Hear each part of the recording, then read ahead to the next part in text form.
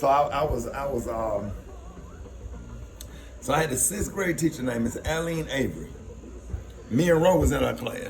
That's why I was called Ro. Powell. She never called you by your first name, your last name. Powell. It's Powell. She called him P-I-L-E. Powell. Come in. And to this day, we still call it Powell. So we was in Miss Avery class. So they had 2 6th grades in elementary school. One 6th grade, all the kids and their mom and dad together, and they had good grades. And then you had us, single parent, low test scores. That was us. Me, Ro, Jomo, Eeny Meeny, and about 2 girls, only 2 girls in the class. And the girls had decent grades.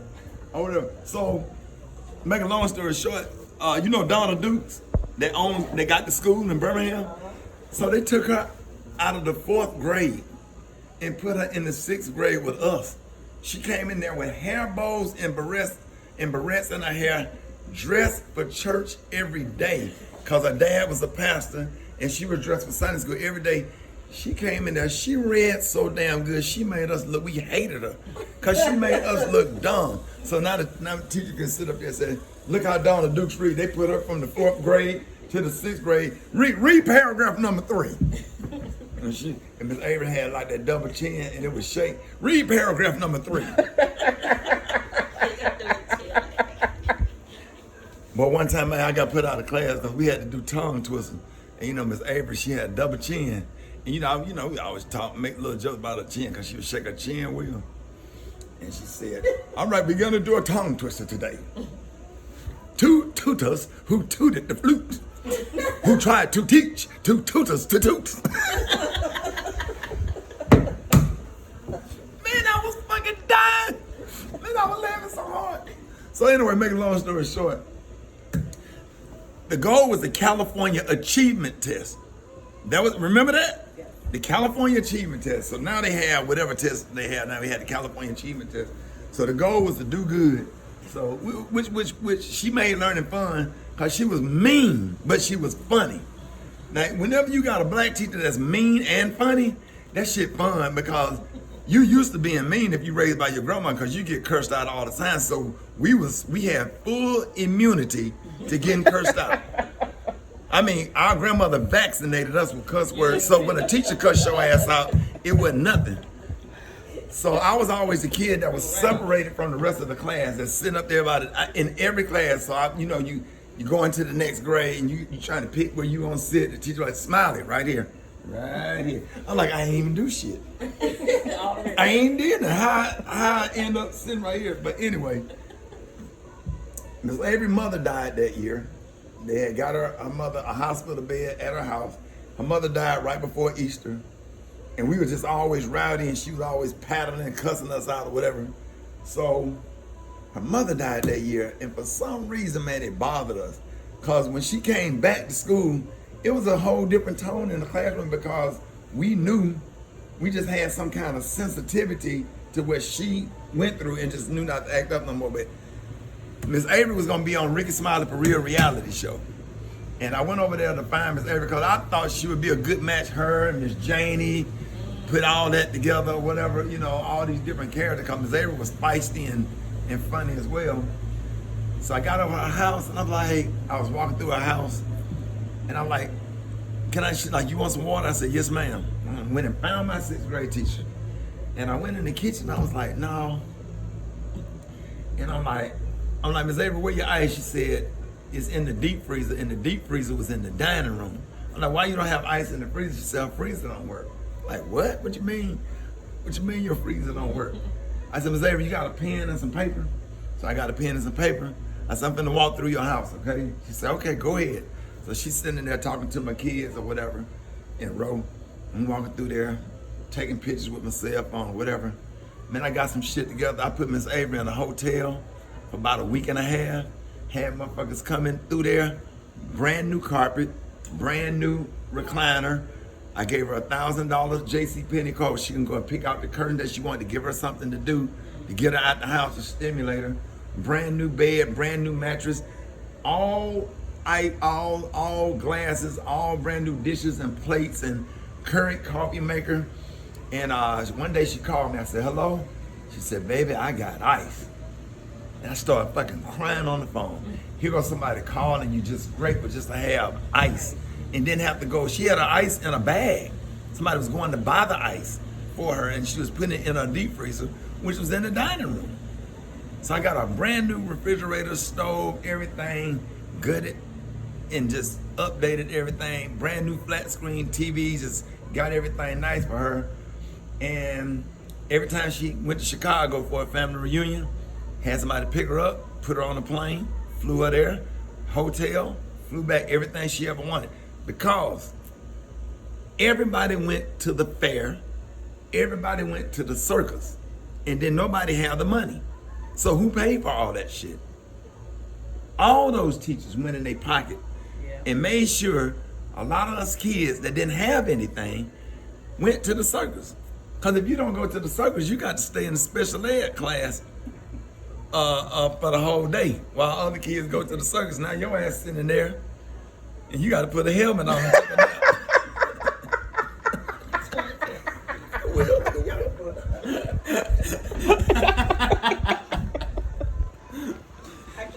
Mike F said, teacher said, y'all put y'all helmets on and take a nap. Like, bitch, we 19.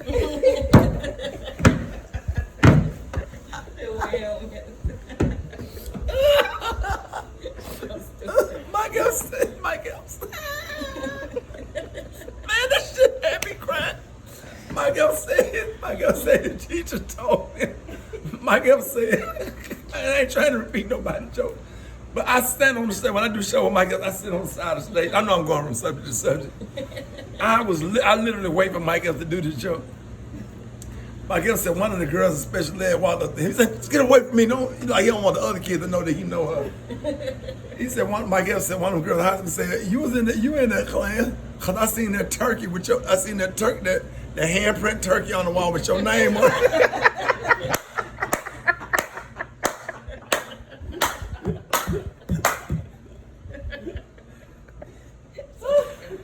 Man, Mike F had me crying.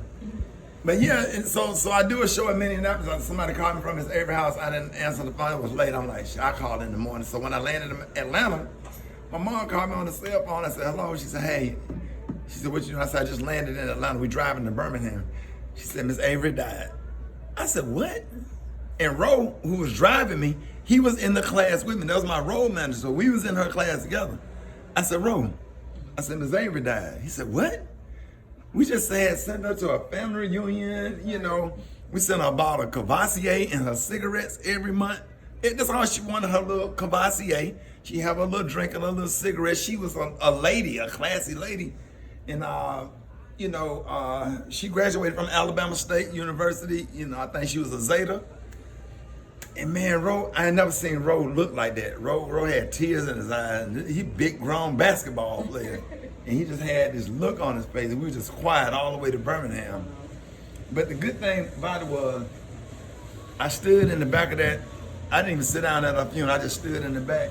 And I just stood in the back with a smile on my face because I didn't have no reason to cry because we gave her all of her flowers while she was living. She did everything. She was going to be on that reality show. She traveled. Her house was nice. Me and my kids would go to her house and lay on the floor and take a nap. Because they had that old school air conditioner in the window. And so we would always go over there. So she was like a grandmother to us because she didn't have any kids. So we became her kids. She didn't have any kids.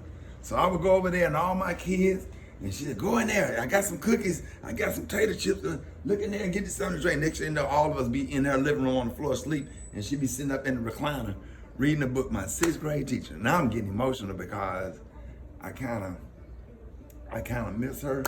And I miss doing that, but just to be able to be blessed enough to give her that and do that for her, it just, we just can't forget about our teachers. Man, I think about my Sunday school teachers, Miss Easley, and elementary school teachers, Miss Snow, who go to my church. Man, all these, man, you wouldn't be where you are if you weren't for these people making personal sacrifices and putting their own money to make sure you had what you need. They was buying school supplies out of their pocket. We didn't have everything we needed. They bought that shit. You know, go up to the chalkboard and work out those math problems and made learning fun. They was mean, they'll curse you out. Miss Avery talk about your mama too. She didn't care. Shit.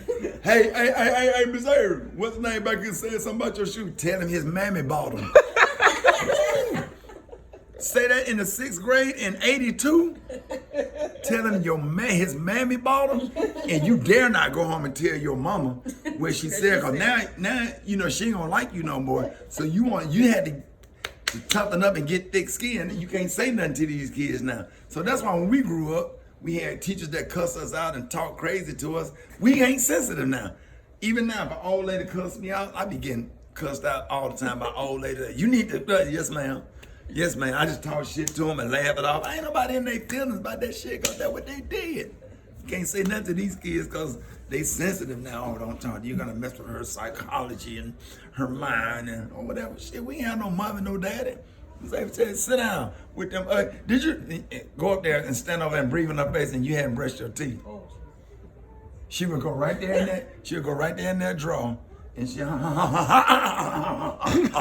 in there and brush your daddy. I know your grandmama ain't let you, your grandmama pastor, and she done let you come out of the house with your breath smelling like that with your nasty self.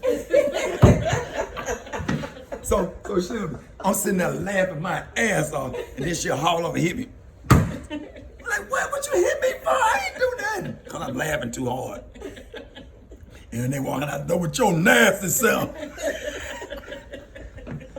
I think that's what made me want to be a comedian. Being that 6th grade experience between Joe Mo Thomas and Miss Avery and all of that cracking and joning, I think I said I got to be a comedian because making somebody laugh, that was just, it did something to my mind, just being in that damn class. That 6th grade year, that cracking, that roasting from the teacher. I'm the teacher.